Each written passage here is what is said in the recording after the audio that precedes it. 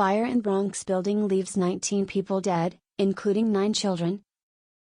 19 people including 9 children were killed in an apartment fire in the Bronx in New York on Sunday, one of the worst fire disasters in the city in 30 years.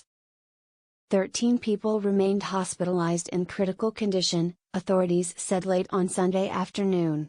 In all, more than 6 were hurt. Authorities said the fire was caused by a space heater in a duplex apartment. Eric Adams, the mayor who is in his first days in the job, said, "The numbers are horrific. This is a horrific, painful moment for the city of New York. The impact of this fire is going to really bring a level of pain and despair in our city. This is going to be one of the worst fires that we have witnessed during modern times." More than 200 firefighters fought the blaze, at a 120-unit, 19-story building on East 181st Street known as Twin Parks. The fire commissioner, Dan Negro, said the fire started shortly before 11 a.m. in a duplex on the second and third floors and spewed smoke through the building because a door was left open. Negro said firefighters found victims on every floor and stairwells and were taking them out in respiratory and cardiac arrest. "That is unprecedented in our city. Almost all victims suffered smoke inhalation, not burns. This fire took its toll on our city," Negro said, comparing the blaze to the Happy Land Social Club fire, which killed 87 in 1990. News photographs showed firefighters entering the upper floors of the burning building on ladders, children being given oxygen after being carried out and evacuees with faces covered in soot.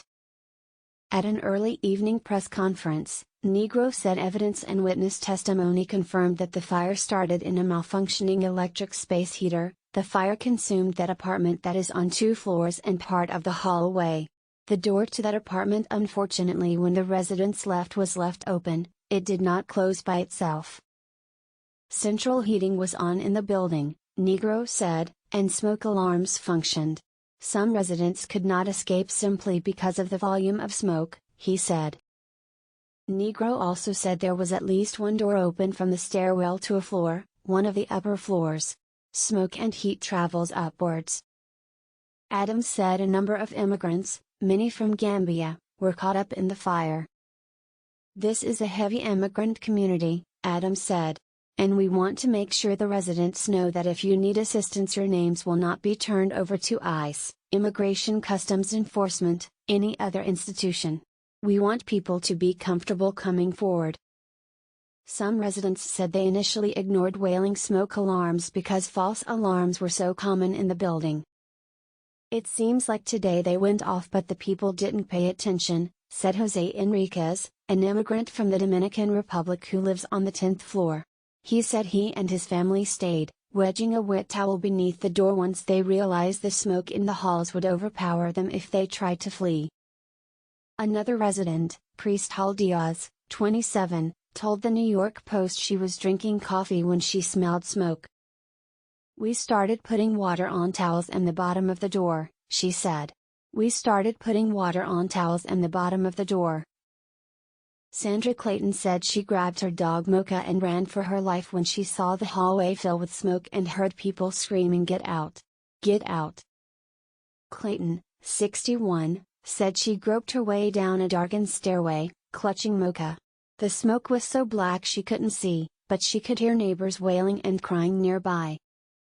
"I just ran down the steps as much as I could, but people was falling all over me, screaming," she said from a hospital where she was treated for smoke inhalation. In the commotion, her dog slipped from her grasp and was later found dead in the stairwell. Another resident, Luis Rosa, said he was woken by a fire alarm but thought it was false. But when a notification popped up on his phone, he and his mother began to worry. By then, smoke began wafting into his 13th floor apartment. He heard sirens in the distance. He said he opened the front door but the smoke had gotten too thick for an escape.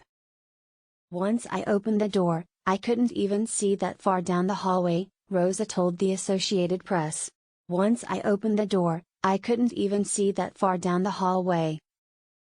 Another resident, Vanessa Cunningham, 60, said she raced home from church. "I couldn't believe what I was seeing," Cunningham said from a nearby school where residents gathered. "I couldn't believe what I was seeing." The building dated from 1972, Negro said, and was part of a project to provide modern, affordable housing. Richie Torres, who represents the area in Congress, told the AP, "There's no guarantee that there's a working fire alarm in every apartment or in every common area. Most of these buildings have no sprinkler system. And so the housing stock of the Bronx is much more susceptible to devastating fires than most of the housing stock in the city." The fire comes just days after a house fire in Philadelphia left 12 dead, including 8 children. That was the deadliest fire at a U.S. apartment building since 2017, when 13 people died in the Bronx. That fire started when a 3-year-old boy played with stove burners. Adams praised the men and women who went in this building, these firefighters. Their oxygen tanks were empty, and they still pushed through the smoke.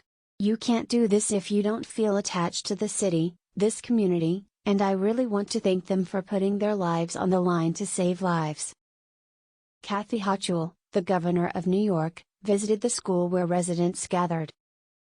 "We are indeed a city in shock," she said.